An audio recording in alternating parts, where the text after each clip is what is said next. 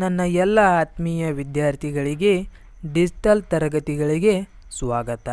ನಾನು ನಿಮ್ಮ ಪ್ರದೀಪ್ ಜಾಲಿಕಟ್ಟಿ.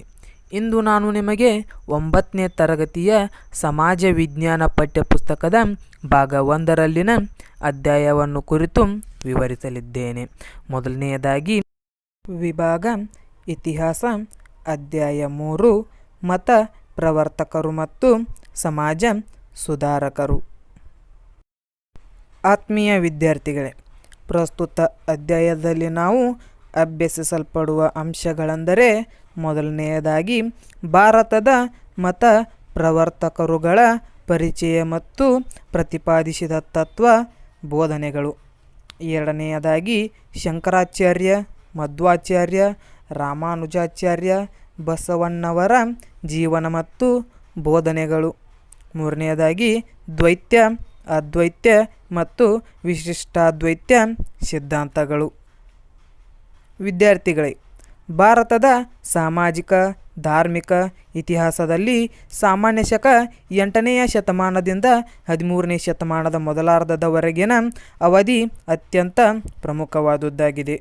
ಈ ಅವಧಿಯಲ್ಲಿಯೇ 3 ವೈದಿಕ ಮತಗಳನ್ನು ಬೆಳೆಸಿ ಪೋಷಿಸಿ ಪ್ರವರ್ತಕರಾದ ಆಚಾರ್ಯತ್ರಯರಾದ ಶಂಕರರು, ಮಧ್ವರರು ಮತ್ತು ರಾಮಾನುಜರು ಕನ್ನಡ ನಾಡಿನಲ್ಲಿ ಜೀವಿಸಿದ್ದರು. 3 ಮುಖ್ಯ ವೇದಾಂತ ಶಾಖೆಗಳಾದ ಅದ್ವೈತ, ದ್ವೈತ ಮತ್ತು ವಿಶಿಷ್ಟಾದ್ವೈತ ಸಿದ್ಧಾಂತಗಳು ಸಹ ಪ್ರಚುರತೆಗೆ ಬಂದವು. ಅಲ್ಲದೆ ಜಾತಿ ಮತ್ತು ಲಿಂಗಾಧಾರಿತ ಅಸಮಾನತೆಯನ್ನು ವಿರೋಧಿಸಿ ಬಸವೇಶ್ವರರು ಕಲ್ಯಾಣದಲ್ಲಿ ಸಾಮಾಜಿಕ ಕ್ರಾಂತಿಗೆ ನಾಂದಿಯಾಡಿದ್ದರು. ಇವರು ಬೋಧಿಸಿದ ತತ್ವಗಳು ಕೇವಲ ಆಧ್ಯಾತ್ಮಿಕ ಸಿದ್ಧಾಂತಗಳಾಗದೆ ಸಮಾಜ ಮತ್ತು ಧರ್ಮವನ್ನು ವೈಚಾರಿಕವಾಗಿ ಸುಧಾರಣೆಗೊಳಿಸಿದವು. ಈ ಗುರಿ ಸಾಧನೆಗಾಗಿ ಆಚಾರ್ಯತ್ರಯರು ಮತ್ತು ಬಸವೇಶ್ವರರು ಕುಲ, ಮತ ಮತ್ತು ಲಿಂಗ ಭೇದಗಳಿಲ್ಲದೆ ಎಲ್ಲ ವರ್ಗದ ಜನರನ್ನು ಭಗವಂತನಲ್ಲಿ ಶರಣಾಗುವಂತೆ ಬೋಧಿಸಿದ ಭಕ್ತಿ ಮಾರ್ಗದ ಮೂಲಕ ಸಮಾಜ ಮತ್ತು ಧರ್ಮವನ್ನು ಪುನಶ್ಚೇತನಗೊಳಿಸಿದರು. ವಿದ್ಯಾರ್ಥಿಗಳೇ, ಮೊದಲನೆಯದಾಗಿ ಶಂಕರಾಚಾರ್ಯರು. ಅವರು ಬೋಧಿಸಿದ ಸಿದ್ಧಾಂತ ಅದ್ವೈತ ಸಿದ್ಧಾಂತ. ಶಂಕರರು ಕೇರಳದ ಕಾಲಡಿ ಗ್ರಾಮದ ನಂಬೂದರಿ ಬ್ರಾಹ್ಮಣ ಕುಟುಂಬದಲ್ಲಿ ಜನಿಸಿದರು. ತಂದೆ ಶಿವಗುರು, ತಾಯಿ ಆರ್ಯಾಂಬ. ಅಪ್ರತಿಮ ಬುದ್ಧಿಮತ್ತೆ ಹೊಂದಿದ ಶಂಕರರು ತಮ್ಮ 7ನೇ ವಯಸ್ಸಿನಲ್ಲಿಯೇ ಎಲ್ಲ ಸೂತ್ರಗಳಲ್ಲಿಯೂ ಪಾಂಡಿತ್ಯ ಪಡೆದಿದ್ದರು. ಗೋವಿಂದ ಭಗವತ್ಪಾದರೆಂಬ ಗುರುಗಳಲ್ಲಿ ಇವರು ವೇದ ಶಾಸ್ತ್ರಗಳ ಅಧ್ಯಯನವನ್ನು ನಡೆಸಿದರು. ಶಂಕರರು ಉಪನಿಷತ್ತು ಮತ್ತು ಬ್ರಹ್ಮಸೂತ್ರಗಳ ಆಳವಾದ ಅಧ್ಯಯನ ಮಾಡಿ ಅದ್ವೈತ ಸಿದ್ಧಾಂತವನ್ನು ಪ್ರತಿಪಾದಿಸಿದರು. ಅದ್ವೈತ ಎಂದರೆ ಏಕ ಅಥವಾ ಒಂದೇ ಎಂದರ್ಥ. ಇವರ ಪ್ರಕಾರ ಜೀವಾತ್ಮ ಮತ್ತು ಪರಮಾತ್ಮ ಬೇರೆ ಬೇರೆಯಲ್ಲ, ಎರಡೂ ಒಂದೇ. ಬ್ರಹ್ಮನೊಬ್ಬನೇ ಸತ್ಯ, ಉಳಿದ ಜಗತ್ತು ಮಿಥ್ಯ. ಜಗತ್ತು ಒಂದು ಮಾಯೆ, ಬ್ರಹ್ಮ ಮಾತ್ರ ಸತ್ಯ. ಜ್ಞಾನ ಮಾರ್ಗದಿಂದ ನಾವು ಪ್ರಪಂಚದ ಮಾಯೆಯನ್ನು ತಿಳಿದು ಪರಮ ಸತ್ಯವಾದ ಬ್ರಹ್ಮನೊಡನೆ ನಮ್ಮ ಜೀವಾತ್ಮವನ್ನು ವಿಲೀನಗೊಳಿಸಬೇಕು. ಆಗ ಮಾತ್ರ ಎಲ್ಲರಿಗೂ ಮೋಕ್ಷ ಪ್ರಾಪ್ತಿ ಸಾಧ್ಯ. ಹೀಗೆ ಶಂಕರರು ಜ್ಞಾನ ಮಾರ್ಗದ ಪ್ರವರ್ತಕರಾಗಿದ್ದಾರೆ. ಜೀವಾತ್ಮನಿಗೆ ಪ್ರತ್ಯೇಕ ಅಸ್ತಿತ್ವವಿಲ್ಲವೆಂದು ಪ್ರತಿಪಾದಿಸಿದ ಶಂಕರರು ಇದನ್ನೇ ನಾನೇ ಬ್ರಹ್ಮನು ಅಥವಾ ಅಹಂ ಬ್ರಹ್ಮಾಸ್ಮಿ ಎಂಬುದಾಗಿ ಪ್ರತಿಪಾದಿಸಿ ಸಕಲ ಜೀವರಾಶಿಗಳಲ್ಲಿರುವ ಚೇತನ ಶ್ರೇಷ್ಠವಾದುದು ಎಂದು ಪ್ರತಿಪಾದಿಸುವ ಮೂಲಕ ಅಸ್ತಿತ್ವದ ನೆಲೆಯನ್ನು, ಸಮಾನತೆಯನ್ನು ಬೋಧಿಸಿದರು. ಬ್ರಹ್ಮವು ಸತ್ಯ, ಅದು ನಿರ್ಗುಣ, ಅದಕ್ಕೆ ಲಕ್ಷಣಗಳಿಲ್ಲ ಮತ್ತು ಅವಕಾಶವಿಲ್ಲವೆಂದು ಪ್ರತಿಪಾದಿಸಿದರು. ವಿದ್ಯಾರ್ಥಿಗಳೇ, ಶಂಕರರು ರಚಿಸಿದ ಗ್ರಂಥಗಳು ಈ ಕೆಳಗಿನಂತಿವೆ. ಮೊದಲನೆಯದಾಗಿ ಶಂಕರಾಭ್ಯಾಸ, ಎರಡನೇದಾಗಿ ಆನಂದಲಹರಿ, ಮೂರನೇದಾಗಿ ಸೌಂದರ್ಯಲಹರಿ, ನಾಲ್ಕನೇದಾಗಿ ಶಿವಾನಂದಲಹರಿ, ಐದನೇದಾಗಿ ವಿವೇಕ ಚೂಡಾಮಣಿ, ಆರನೇದಾಗಿ ಪ್ರಬುದ್ಧ ಸುಧಾರಕ, ಏಳನೇದಾಗಿ ದಕ್ಷಿಣಾಮೂರ್ತಿ ಸ್ತೋತ್ರ. ಇವು ಶಂಕರಾಚಾರ್ಯರ ಮುಖ್ಯವಾದ ಗ್ರಂಥಗಳಾಗಿವೆ. ಶಂಕರರ ಭಜ ಗೋವಿಂದಂ ಸ್ತೋತ್ರವು ಅತ್ಯಂತ ಜನಪ್ರಿಯವಾಗಿದೆ. ಶಂಕರರು ಕಾಲ್ನಡಿಗೆಯಲ್ಲೇ ಕನ್ಯಾಕುಮಾರಿಯಿಂದ ಕಾಶ್ಮೀರದವರೆಗೆ ಇಡೀ ಭಾರತವನ್ನು ಸಂಚರಿಸಿ ತಮ್ಮ ಅದ್ವೈತ ಸಿದ್ಧಾಂತವನ್ನು ಪ್ರತಿಪಾದಿಸಿದರು.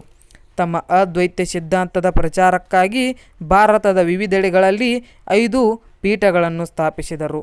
ಶಂಕರರು ಭಾರತೀಯ ದಾರ್ಶನಿಕ ಚಿಂತನೆಗೆ ಹೊಸ ರೂಪ ಮತ್ತು ಚೈತನ್ಯವನ್ನು ನೀಡಿದ್ದರು. ವಿದ್ಯಾರ್ಥಿಗಳೇ, ಇನ್ನು 2ನೇ ಮುಖ್ಯ ಆಚಾರ್ಯರು ಆದ ರಾಮಾನುಜಾಚಾರ್ಯರು ಅವರು ಪ್ರತಿಪಾದಿಸಿದ ಸಿದ್ಧಾಂತ ವಿಶಿಷ್ಟಾದ್ವೈತ ಸಿದ್ಧಾಂತ. ರಾಮಾನುಜಾಚಾರ್ಯರು ತಮಿಳುನಾಡಿನ ಚೆನ್ನೈನ ಸಮೀಪ ಶ್ರೀ ಪೆರಂಬದ್ದೂರು ಎಂಬ ಹಳ್ಳಿಯಲ್ಲಿ ಜನಿಸಿದರು. ತಂದೆ ಕೇಶವ ಸೋಮಯಾಜಿ, ತಾಯಿ ಕಾಂತಿಮತಿ. ದಕ್ಷಿಣ ಭಾರತದ ಪ್ರಸಿದ್ಧ ವಿದ್ಯಾ ಕೇಂದ್ರವಾಗಿದ್ದ ಕಂಚಿಯಲ್ಲಿ ಯಾದವ ಪ್ರಕಾಶರ ಬಳಿ ವೇದ ಉಪನಿಷತ್ತುಗಳ ಅಧ್ಯಯನ ಮಾಡಿದರು. ನಂತರ ಶ್ರೀರಂಗಂಗೆ ತೆರಳಿ ಅಲ್ಲಿಯ ಮಠದ ಪೀಠಾಧೀಶರಾದರು. ಶೈವ ಧರ್ಮಾವಲಂಬಿಯಾದ ಚೋಳ ದೊರೆಯು ರಾಮಾನುಜಾಚಾರ್ಯರಿಗೆ ಕಿರುಕುಳ ನೀಡುತ್ತಿದ್ದ. ಆಗ ಕರ್ನಾಟಕ ಭಾಗದ ಹೊಯ್ಸಳ ದೊರೆ ಬಿಟ್ಟಿದೇವನು ಇವರನ್ನು ಸ್ವಾಗತಿಸಿದನು. ನಂತರ ದೊರೆ ಬಿಟ್ಟಿದೇವನು ವೈಷ್ಣವ ಸಂಪ್ರದಾಯಕ್ಕೆ ಮತಾಂತರಗೊಂಡು ವಿಷ್ಣುವರ್ಧನ ಎಂಬ ಹೆಸರು ಪಡೆದುಕೊಂಡನು ಎಂದು ಹೇಳಲಾಗುತ್ತದೆ. ರಾಮಾನುಜರು ಮೇಲುಕೋಟೆಗೆ ತೆರಳಿ ಚಲುವ ನಾರಾಯಣನ ದೇವಾಲಯವನ್ನು ನಿರ್ಮಿಸಿದರು. ರಾಮಾನುಜರು ಜನಸಾಮಾನ್ಯರಿಗೆ ಮುಕ್ತಿ ಮಾರ್ಗವನ್ನು ತೋರಿಸಲು ಅತೀವ ಆಸಕ್ತಿ ವಹಿಸಿದರು. ಅವರು ಪ್ರತಿಪಾದಿಸಿದ ಸಿದ್ಧಾಂತವನ್ನು ವಿಶಿಷ್ಟಾದ್ವೈತ ಸಿದ್ಧಾಂತ ಎಂದು ಕರೆಯಲಾಗುತ್ತದೆ. ಇದರ ಪ್ರಕಾರ ಜೀವ ಮತ್ತು ಪ್ರಕೃತಿ ಬ್ರಹ್ಮನ ಅಧೀನ. ಆತ್ಮ ಮತ್ತು ಪರಮಾತ್ಮ ಏಕಕಾಲದಲ್ಲಿ ಒಂದಾಗಲು ಸಾಧ್ಯವಿಲ್ಲವೆಂದು ತಿಳಿಸಿದರು. ಜಗತ್ತು ಬ್ರಹ್ಮನ ವ್ಯಕ್ತಗೊಂಡ ರೂಪವೆಂದು ಮತ್ತು ಜಗತ್ತು ಇಹ ಸತ್ಯವೆಂದು ಪ್ರತಿಪಾದಿಸಿದರು. ಮುಕ್ತಿ ಸಾಧನೆಗೆ ಭಕ್ತಿ ಮತ್ತು ಪ್ರಪತ್ತಿ ಬಹಳ ಮುಖ್ಯವಾದುದೆಂದು ತಿಳಿಸಿದರು. ಜಾತಿವಾದವನ್ನು ಖಂಡಿಸಿದ ರಾಮಾನುಜರು ಭಕ್ತಿ ತತ್ವವನ್ನು ಎಲ್ಲ ಜಾತಿಯ ಜನರಿಗೂ ಉಪದೇಶಿಸಿದರು. ಆಸೆಗಳಿಂದ ದೂರಾಗಿ ಆತ್ಮ ಪರಿಶುದ್ಧತೆಯಿಂದ ಭಗವಂತನಿಗೆ ಶರಣಾಗಬೇಕೆಂದು ತಿಳಿಸಿದರು. ಹೀಗೆ ಮೋಕ್ಷ ಸಾಧನೆಗಾಗಿ ಭಕ್ತಿ ಮಾರ್ಗವನ್ನು ಪ್ರತಿಪಾದಿಸಿದರು. ರಾಮಾನುಜರು ಕೆಲವು ಗ್ರಂಥಗಳನ್ನು ರಚಿಸಿದ್ದು ಅವುಗಳು ಈ ಮುಂದಿನಂತಿವೆ.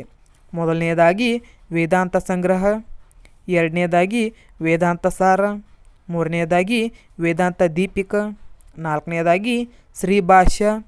ಇನ್ನು ಇವರ ಕೊನೆಯ ಗ್ರಂಥ ಹಾಗೂ ಅತ್ಯಂತ ಪ್ರಮುಖ ಗ್ರಂಥವಾದ ಗೀತಾ ಭಾಷ್ಯದಲ್ಲಿ ಭಕ್ತಿ ತತ್ವಕ್ಕೆ ಅನನ್ಯತೆಯನ್ನು ಮತ್ತು ಪ್ರಾಧಾನ್ಯತೆಯನ್ನು ತಂದುಕೊಟ್ಟಿರುವ ಗ್ರಂಥವಾಗಿದೆ. ಉತ್ತರ ಭಾರತದ ಸಂತ ರಮಾನಂದ ರಾಯಿದಾಸರು ರಾಮಾನುಜರ ಸಿದ್ಧಾಂತದಿಂದ ಪ್ರಭಾವಿತರಾದರು. ಇವರಿಂದ ಉತ್ತರ ಭಾರತದಲ್ಲಿ ಭಕ್ತಿ ಪಂಥ ಬೆಳೆಯಲು ದಾರಿಯಾಯಿತು. ಹಾಗೆಯೇ ವಿಜಯನಗರದ ತುಳುವ ಮತ್ತು ಅರವೀಡು ವಂಶದ ದೊರೆಗಳು ಈ ತತ್ವದ ಅನುಯಾಯಿಗಳಾದರು. ವಿದ್ಯಾರ್ಥಿಗಳೇ, ಇನ್ನು ಆಚಾರ್ಯತ್ರಯರಲ್ಲಿ ಕೊನೆಯವರಾದ ಮಧ್ವಾಚಾರ್ಯರು ಇವರು ಪ್ರತಿಪಾದಿಸಿದ ಸಿದ್ಧಾಂತ ದ್ವೈತ್ಯ. ಮಧ್ವಾಚಾರ್ಯರು ಕರ್ನಾಟಕದ ಉಡುಪಿ ಬಳಿಯ ಪಾಜಕ್ದಲ್ಲಿ ಜನಿಸಿದರು. ತಂದೆ ಮಧ್ವಗೇಹ ಭಟ್ಟ, ತಾಯಿ ವೇದಾವತಿ. ವಿಷ್ಣು ಇವರ ಆರಾಧ್ಯ ದೈವ. ಮಧ್ವಾಚಾರ್ಯರು ಬಾಲಕರಾಗಿದ್ದಾಗ ಅಪ್ರತಿಮ ಪಾಂಡಿತ್ಯವನ್ನು ತೋರಿದ್ದರೆಂದು ಹೇಳಲಾಗಿದೆ. ಗುರುಗಳಾದ ಅಚ್ಯುತ ಪ್ರೇಕ್ಷರಲ್ಲಿ ದೀಕ್ಷೆ ಪಡೆದುಕೊಂಡರು.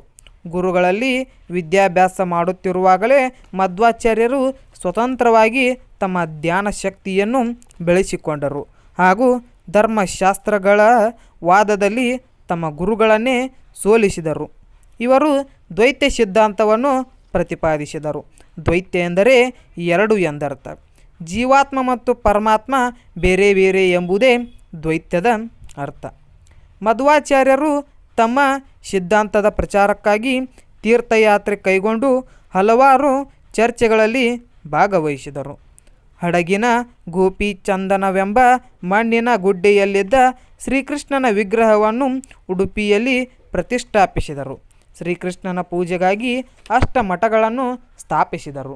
ಮಧ್ವಾಚಾರ್ಯರ ಪ್ರಕಾರ ಜಗತ್ತು ಮಾಯೆಯಲ್ಲ, ಅದು ಪರಮಾತ್ಮನಷ್ಟೇ ಸತ್ಯವಾಗಿದೆ. ಇವುಗಳಲ್ಲಿ ಈಶ್ವರ ಮಾತ್ರ ಸ್ವತಂತ್ರ. ಉಳಿದ ಜಗತ್ತು ಮಿಥ್ಯ ರೂಪವಾದದ್ದು. ಪರಮಾತ್ಮನಿಗೂ ಜೀವಿಗಳಿಗೂ ಸ್ವಾಮಿ ಮತ್ತು ಸೇವಕ ಸಂಬಂಧವಿದೆ. ವಿಷ್ಣು ಅಥವಾ ನಾರಾಯಣ ಒಬ್ಬನೇ ಸರ್ವೋತ್ತಮ. ವಿಷ್ಣುವನ್ನು ಭಕ್ತಿಯಿಂದ ಪೂಜಿಸುವುದರಿಂದ ಆತ್ಮೋದ್ಧಾರ ಅಥವಾ ಮುಕ್ತಿ ಸಾಧ್ಯವೆಂದು ತಿಳಿಸಿದರು.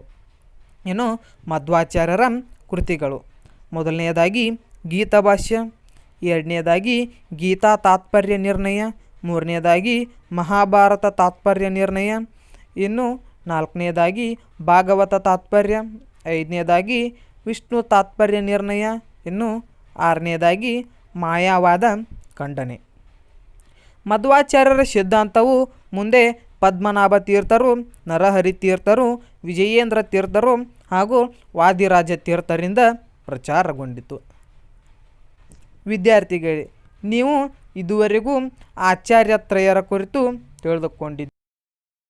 ಆತ್ಮೀಯ ವಿದ್ಯಾರ್ಥಿಗಳೇ, ಇನ್ನು ಅತ್ಯಂತ ಪ್ರಮುಖ ಮತ ಪ್ರವರ್ತಕರಾದ ಬಸವೇಶ್ವರರು ಮಧ್ಯಕಾಲದ ಕರ್ನಾಟಕದ ಸಮಾಜವನ್ನು ಸುಧಾರಿಸಲು ಹೋರಾಡಿದ ಆದ್ಯ ಪ್ರವರ್ತಕರಲ್ಲಿ ಬಸವೇಶ್ವರರು ಒಬ್ಬರಾಗಿದ್ದಾರೆ. ವೈದಿಕ ಮೂಲ ಧರ್ಮದಲ್ಲಿ ಬೇರೂರಿದ್ದ ಅಸಂಖ್ಯ ಧಾರ್ಮಿಕ ಆಚರಣಾ ವಿಧಿವಿಧಾನಗಳನ್ನು ಬದಿಗೊತ್ತಿ ಮಾನವೀಯ ಮೌಲ್ಯ ಆಧಾರಿತ ಸರಳ ವೀರಶೈವ ಸಿದ್ಧಾಂತವನ್ನು ಬಸವೇಶ್ವರರು ಹಾಗೂ ಅವರ ಅನುಯಾಯಿಗಳಾದ ಶರಣರು ಪ್ರಚಾರಪಡಿಸಿದರು. ಬಸವೇಶ್ವರರು ಈಗಿನ ವಿಜಯಪುರ ಜಿಲ್ಲೆಯ ಬಸವನ ಬಾಗೇವಾಡಿಯ ಮಾದರಸ ಮತ್ತು ಮಾದಲಾಂಬಿಕೆಯ ಪುತ್ರರು. ಜಾತಿ ವ್ಯವಸ್ಥೆಯ ಕಡು ವಿರೋಧಿಯಾಗಿದ್ದ ಬಸವೇಶ್ವರರು ತಮ್ಮ ಉಪನಯನದ ನಂತರ ವಿಜ್ಞೋಪವಿತ್ತವನ್ನು ಕಿತ್ತೆಸೆದು ಕೂಡಲ ಸಂಗಮಕ್ಕೆ ನಡೆದರು. ಅಲ್ಲಿ ಶೈವ ಗುರುಗಳ ಸಾನ್ನಿಧ್ಯದಲ್ಲಿ ಲಿಂಗ ದೀಕ್ಷೆಯನ್ನು ಪಡೆದು ಧ್ಯಾನ ಸಾಧನೆಯನ್ನು ಮಾಡಿದರು. ತಮ್ಮ ಕಾರ್ಯದಕ್ಷತೆಯಿಂದ ಬಸವೇಶ್ವರರು ಕಲಚೂರಿ ಅರಸ ಬಿಜ್ಜಳನ ಭಂಡಾರದ ಅಧಿಕಾರಿಯಾಗಿದ್ದರು. ಉನ್ನತಾಧಿಕಾರದಲ್ಲಿದ್ದರೂ ಹಣ, ಅಧಿಕಾರ, ಆಧಿಪತ್ಯ ಇವಾವುದರಿಂದಲೂ ಅವರು ವಿಚಲಿತರಾಗಲಿಲ್ಲ. ತಮ್ಮ ಇಡೀ ಜೀವಮಾನವನ್ನು ಸಮಾಜ ಮತ್ತು ಧರ್ಮದಲ್ಲಿನ ಅನಿಷ್ಟ ಪದ್ಧತಿಗಳನ್ನು ತೊಡೆದು ಹಾಕಲು ಮೀಸಲಿರಿಸಿದರು. ಸಮಾಜ ಧರ್ಮದ ಪುನಶ್ಚೇತನಕ್ಕೆ ಟೊಂಕ ಕಟ್ಟಿ ನಿಂತರು.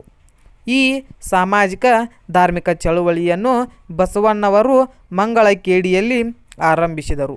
ಶಿವಶರಣರಾದವರು ಜಾತಿ ಭೇದವನ್ನು ಮಾಡಬಾರದು. ಆತ್ಮ ಪರಿಶುದ್ಧತೆಯ ಭಕ್ತಿಯೇ ಶಿವನನ್ನು ಸೇರುವ ನಿಜವಾದ ಮಾರ್ಗವೆಂದು ಪ್ರತಿಪಾದಿಸಿದರು. ಪ್ರತಿಯೊಬ್ಬರೂ ದುಡಿದು ತಿನ್ನಬೇಕು ಎನ್ನುವ ಸ್ವಾವಲಂಬನೆ ತತ್ವವನ್ನು ಪ್ರತಿಪಾದಿಸಿದ ಬಸವೇಶ್ವರರು ವೃತ್ತಿಯಲ್ಲಿ ಹಿರಿದು ಕಿರಿದು ಎಂಬುದಿಲ್ಲ ಎಂದು ಸಾರಿದರು. ತಮ್ಮ ಕಾಯಕ ತತ್ವದ ಮುಖಾಂತರ ಜನರಲ್ಲಿ ದುಡಿಮೆ ಸಂಸ್ಕೃತಿಯನ್ನು ಬೆಳೆಸಿದರು. ದೇಹವೇ ದೇಗುಲ ಎಂದು ಸಾರಿದ ಬಸವಣ್ಣವರು ಈ ತತ್ವವನ್ನು ಅನುಷ್ಠಾನಕ್ಕೆ ತರಲು ಪ್ರಯತ್ನಿಸಿದರು. ಈ ಬಗೆಯ ಸಂವೇದನೆಗಳು ಇಂದಿಗೂ ನಮ್ಮ ಸಮಾಜಕ್ಕೆ ದಾರಿದೀಪಗಳಾಗಿವೆ. ಬಸವೇಶ್ವರರು ಬೀದರ್ ಜಿಲ್ಲೆಯ ಬಸವ ಕಲ್ಯಾಣದಲ್ಲಿ ಅನುಭವ ಮಂಟಪ ಎಂಬ ಹೆಸರಿನ ಒಂದು ಶರಣರ ಆಧ್ಯಾತ್ಮ ಕೇಂದ್ರವನ್ನು ಆರಂಭಿಸಿದರು. ಇಲ್ಲಿ ಬಸವಾದಿಯಾಗಿ ಎಲ್ಲ ಶಿವ ಶರಣರು ಸಾಮಾಜಿಕ ಸಮಸ್ಯೆಗಳಾದ ಜಾತಿ ಮತ್ತು ಲಿಂಗ ತಾರತಮ್ಯ ಸಮಸ್ಯೆಗಳನ್ನು ಚರ್ಚಿಸುತ್ತಿದ್ದರು. ಹಾಗೆಯೇ ಧಾರ್ಮಿಕ ಅಂಕುಡೊಂಕುಗಳನ್ನು ಚರ್ಚಿಸುತ್ತಿದ್ದರು ಹಾಗೂ ಅವುಗಳಿಗೆ ಚಿಕಿತ್ಸಕ ಸಂದೇಶಗಳ ಮೂಲಕ ಪರಿಹಾರವನ್ನು ಸೂಚಿಸುತ್ತಿದ್ದರು. ಇಷ್ಟೇ ಅಲ್ಲದೆ ಆಧ್ಯಾತ್ಮಿಕ ವಿಚಾರಗಳನ್ನು ಇಲ್ಲಿ ಚರ್ಚಿಸುತ್ತಿದ್ದರು. ಅಂತರಂಗ ಬಹಿರಂಗಗಳೆರಡೂ ಶುದ್ಧವಾಗಿರಬೇಕು, ಅದೇ ಸತ್ಯವೆಂದು ಸಾರುತ್ತಿದ್ದ ಶರಣರ ಆಧ್ಯಾತ್ಮಿಕ ಚಿಂತನೆಗಳು ಅವರ ನಡೆ ಮತ್ತು ನುಡಿಯ ಮೂಲಕ ಬಂದ ಅಂಶಗಳಾಗಿ ವಚನಗಳ ರೂಪಗಳಾಗಿ ಹೊರಹೊಮ್ಮಿದವು. ಸಾಮಾನ್ಯ ಜನರಿಗೂ ಅರ್ಥವಾಗುವಂತಿರುವ ವಚನಗಳಲ್ಲಿ ಶರಣರ ಜೀವನದ ಸಂದೇಶಗಳು ಒಂದು ಆಂದೋಲನವನ್ನು ಕಟ್ಟಿದವು. ಅವರು ಸರಳ ಕನ್ನಡವನ್ನು ಬಳಸುವ ಮೂಲಕ ತಮ್ಮ ಚಳುವಳಿಯನ್ನು ಜನಮುಖಿಯಾಗಿಸಿದರು. ಮಾನವರೆಲ್ಲ ಸಮಾನರು, ಹುಟ್ಟಿನಿಂದ ಯಾರೂ ಅಸ್ಪೃಶ್ಯರಲ್ಲ. ಆದರೆ ಆಚಾರ ವಿಚಾರಗಳಿಂದ, ನಡೆ ನುಡಿಗಳಿಂದ ಮಾತ್ರ ಅಸ್ಪೃಶ್ಯರಾಗುತ್ತಾರೆಂದು ವಚನಗಳ ಮೂಲಕ ಪ್ರಚುರಪಡಿಸಿದರು. ಅಂದಿನ ಸಮಾಜದಲ್ಲಿ ಬೇರೂರಿದ್ದ ಅನೇಕ ಸಮಾಜದ ಅಂಕುಡೊಂಕುಗಳನ್ನು, ಲೋಪದೋಷಗಳನ್ನು ಎತ್ತು ತೋರಿಸಿ ಅರಿವು ಮೂಡಿಸಲು ಪ್ರಯತ್ನಿಸಿದರು. ಈ ವಚನ ಚಳುವಳಿಯಲ್ಲಿ ಜಾತಿ ಭೇದವಿಲ್ಲದೆ ಅವರ ಅನುಯಾಯಿಗಳು ಒಗ್ಗೂಡಿದ್ದರು. ಇವರಲ್ಲಿ ಪ್ರಮುಖರಾದವರು ಅಲ್ಲಮಪ್ರಭು, ಅಕ್ಕಮಹಾದೇವಿ, ಸಿದ್ದರಾಮ, ಮೋಳಿಗೆ ಮಾರಯ್ಯ, ಅಂಬಿಗರ ಚೌಡಯ್ಯ, ಮಡಿವಾಳ ಮಾಚಯ್ಯ, ಮಾದಾರ ಚೆನ್ನಯ್ಯ, ಹರಳಯ್ಯ, ಕೆನ್ನರಿ ಬೊಮ್ಮಯ್ಯ ಮತ್ತು ಇನ್ನೂ ಅಸಂಖ್ಯರು. ಒಟ್ಟಾರೆ ಸಮಾನತೆಯ ಆಶಯವನ್ನು ಸಿದ್ಧಾಂತವಾಗಿಸಿಕೊಂಡಿದ್ದ ಬಸವೇಶ್ವರರು ಮತ್ತು ವಚನಕಾರರು ಸಮಾಜ, ಸಂಸ್ಕೃತಿ ಮತ್ತು ಸಾಹಿತ್ಯಕ್ಕೆ ಅಪಾರ ಕೊಡುಗೆಯನ್ನು ನೀಡಿದ್ದಾರೆ. ಆತ್ಮೀಯ ವಿದ್ಯಾರ್ಥಿಗಳೇ, ಪ್ರಸ್ತುತ ಅಧ್ಯಾಯದಲ್ಲಿ ತಾವು ಮತ ಪ್ರವರ್ತಕರು ಹಾಗೂ ಅವರು ಮಾಡಿದ ಸಮಾಜ ಸುಧಾರಣೆಯನ್ನು ಕುರಿತು ಅತ್ಯಂತ ಸರಳವಾಗಿ ತಿಳಿದುಕೊಂಡಿದ್ದೀರಿ. ಪ್ರಸ್ತುತ ಅಧ್ಯಾಯದಲ್ಲಿ ತಾವು ಅಭ್ಯಸಿಸಿರುವ ಅಂಶಗಳ ಮೇಲೆ ಕೆಲವು ಪ್ರಮುಖ ಪ್ರಶ್ನೆಗಳನ್ನು ನೋಂದಾಯಿಸಿಕೊಳ್ಳಿ. ಮೊದಲನೆಯದಾಗಿ, ಅದ್ವೈತ ಸಿದ್ಧಾಂತವನ್ನು ಕುರಿತು ವಿವರಿಸಿ. ಎರಡನೆಯದಾಗಿ, ರಾಮಾನುಜಾಚಾರ್ಯರು ಪ್ರತಿಪಾದಿಸಿದ ಸಿದ್ಧಾಂತ ಯಾವುದು? ಅವರ ಮತವನ್ನು ಏನೆಂದು ಕರೆಯಲಾಗಿದೆ? ರಾಮಾನುಜಾಚಾರ್ಯರ ಸಿದ್ಧಾಂತದ ಸಾರವನ್ನು ವಿವರಿಸಿ.